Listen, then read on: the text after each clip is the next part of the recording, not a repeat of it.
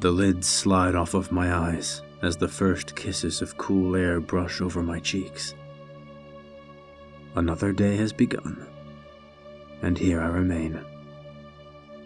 It is a desolate place, a desert of many miles and meters, emotionless metal married to the burning sun so far off in the distance that it can't possibly still reach me. But it can, and it does. The sun has not moved in decades. Or maybe it is the world that stopped moving.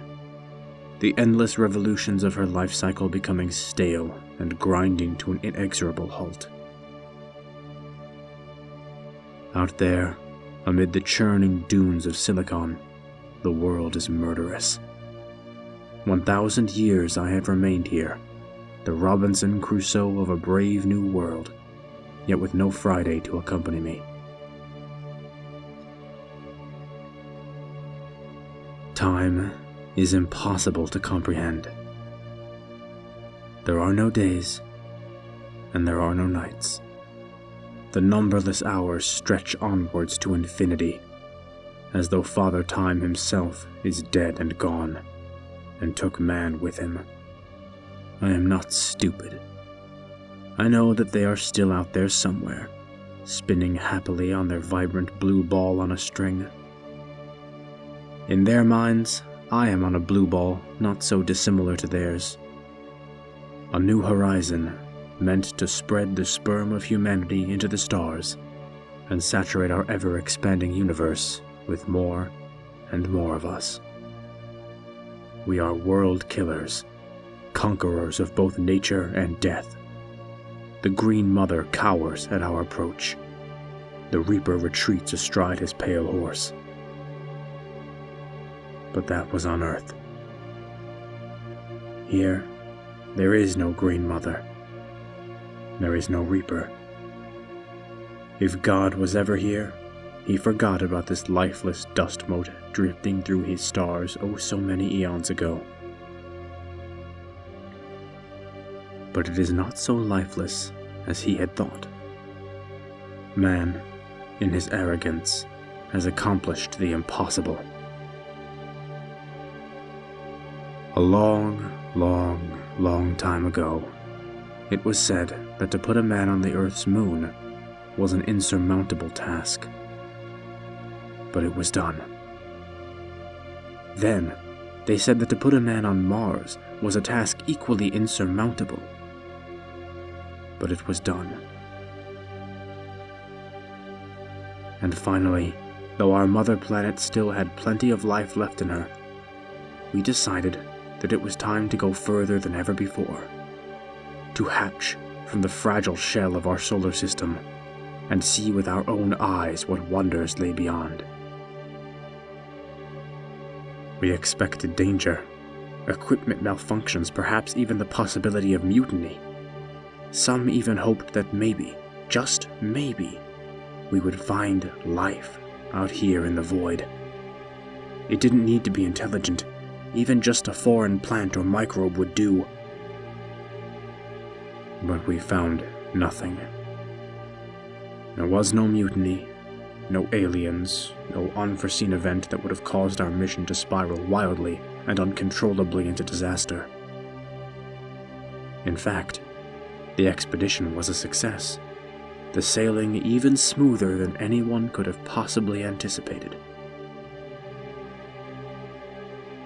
Throughout our species' lifetime, we have faced impossible odds. Adversity is something that we crave, whether we realize it or not. Without a goal, some mountain to climb, man quickly becomes demoralized.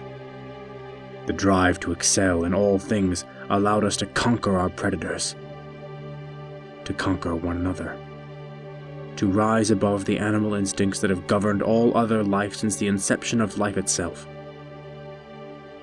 But out here, there was no such challenge.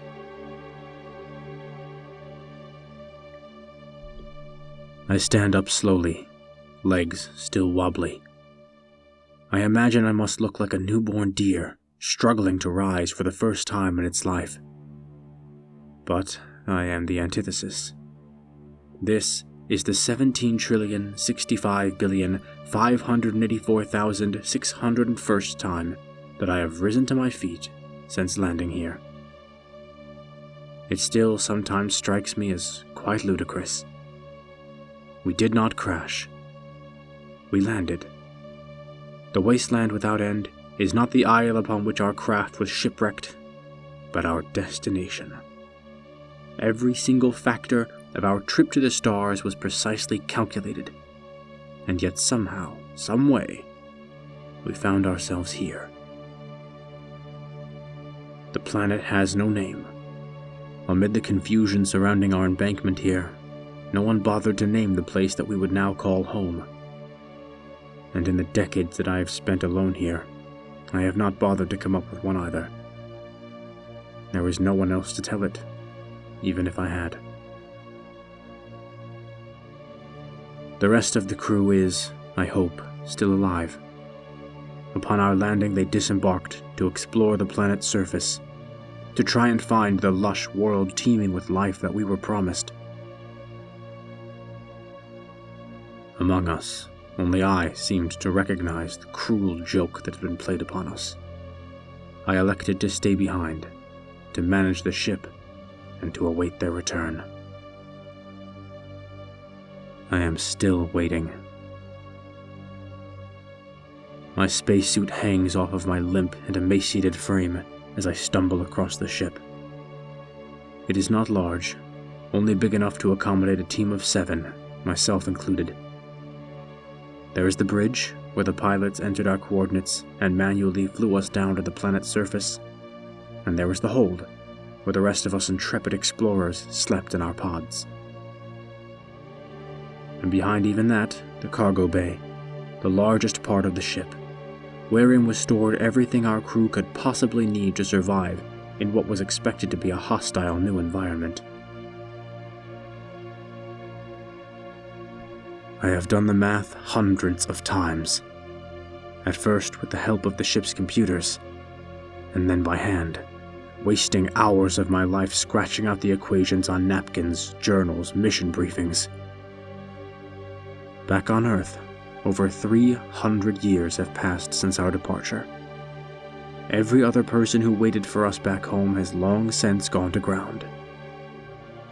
I often think about those people who sent their hopes and dreams off with us in a rocket ship, then went and died before the package could be returned to sender. Sometimes I envy their deaths, finally out of the rat race, finally at peace, cold and still in the sleep of death. Surely their lives meant something. Surely their deaths mean more. I imagine how they rot and fall apart, worms chewing on desiccated bones until nothing but dust remains beneath the earth. No worms will eat my flesh. When I am gone, even the microbes inside my body will die and become nothing inside the inescapable prison of my spacesuit. I will become dust. Less than dust. My death will not even propagate the endless circle of life that spins eternally on Earth. Here, the circle of life has been unwound and laid out in a straight line. Here at one end, where my life began. Here at the other, where I will end. I walk slowly to the door, wondering if today will be the day. A long time ago, my comrades stepped out that door and into the sea of shifting dunes beyond. Perhaps now I will join them.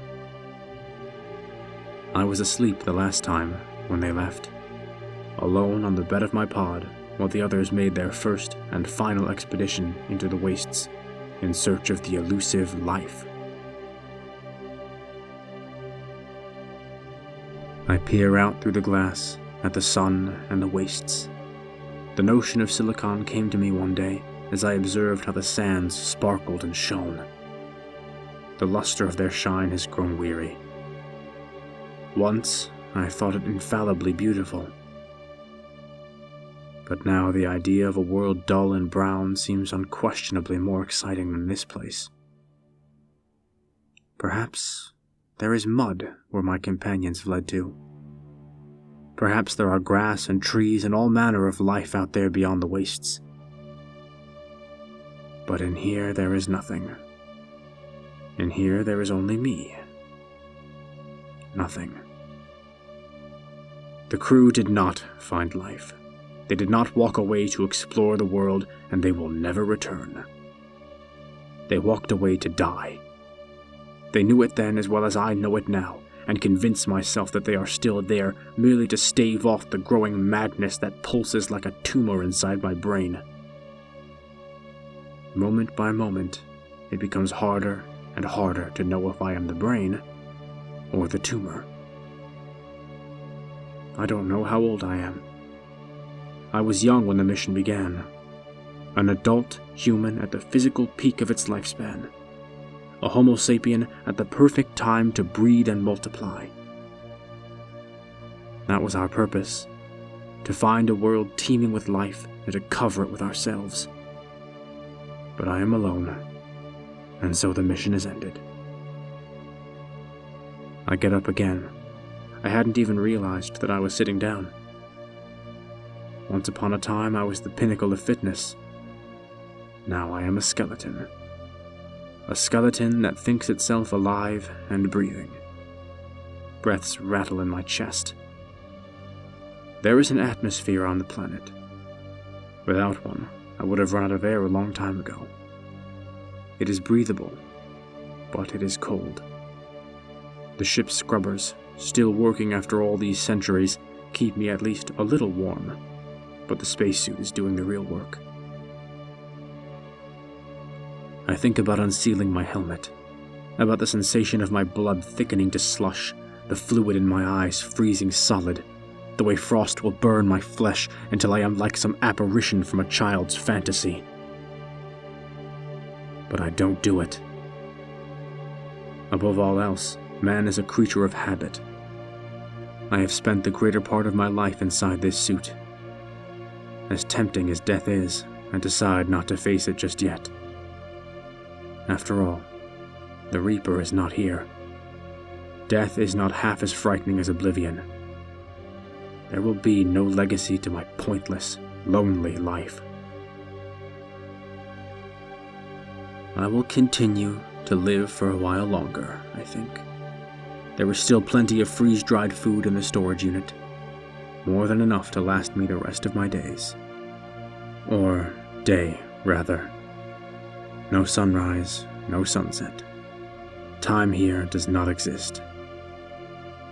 At length, I fall asleep again. There is very little to do to entertain oneself aboard my rather roomy coffin. My sleep is dreamless, carrying no messages from beyond the veil of consciousness. It has been so long since anything happened to me that even my subconscious is all out of fresh material.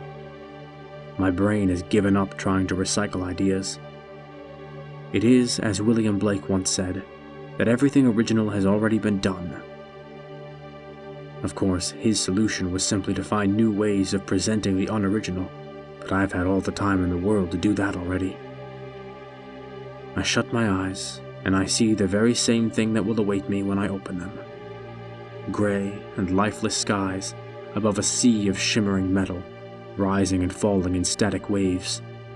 And in the center of it all, a swollen, bloody sun, pushing down its merciless light on the world and I.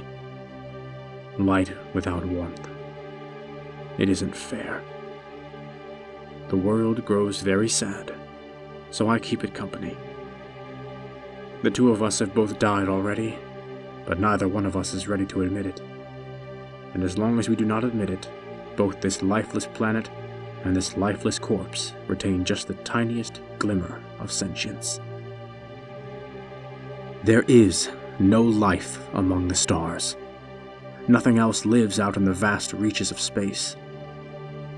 In my solitude, I think myself lonely, friendless. But in truth, I am no different here than I would be on Earth.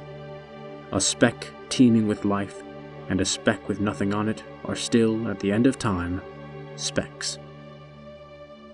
The universe expands infinitely, and so man fights a battle he cannot win against an opponent that does not care. We fight and we struggle, but the universe doesn't even notice that we are fighting it. It simply expands. Our mission could have been a rousing success. We could have found a planet full of life, populated it, sent more ships off with more crews, populated hundreds of thousands of others, spread humanity's legacy into the blackness of space, and fooled ourselves into thinking that we have done something of consequence. But no matter how far we spread, eternity is larger. The borders of existence continue to stretch and grow far faster than we can keep up. But we will not die, no. People have prophesied the end of humanity since our birth, but it won't come. Our species will propagate and find ways to survive no matter the conditions. There will never be a time when the universe is devoid of us. And that is the point. Death would be a blessing. Instead, our people face on a scale indefatigably larger than anyone can imagine a situation not dissimilar to mine. Eternity. An eternity alone, with only ourselves for company. Space, the final frontier, is dead. In time, stars die, planets fade, but humanity cannot. By our very nature, we cling to life, though it hurts us unendingly. But that is our lot. I will remain on this unnamed, doomed planet, rotation locked to a sun that will die. But after the planet is gone, and the sun has burned itself into nothing, I will still be here. Just as you will still be there, wherever there may be. Because infinity negates time, and the Reaper is not here.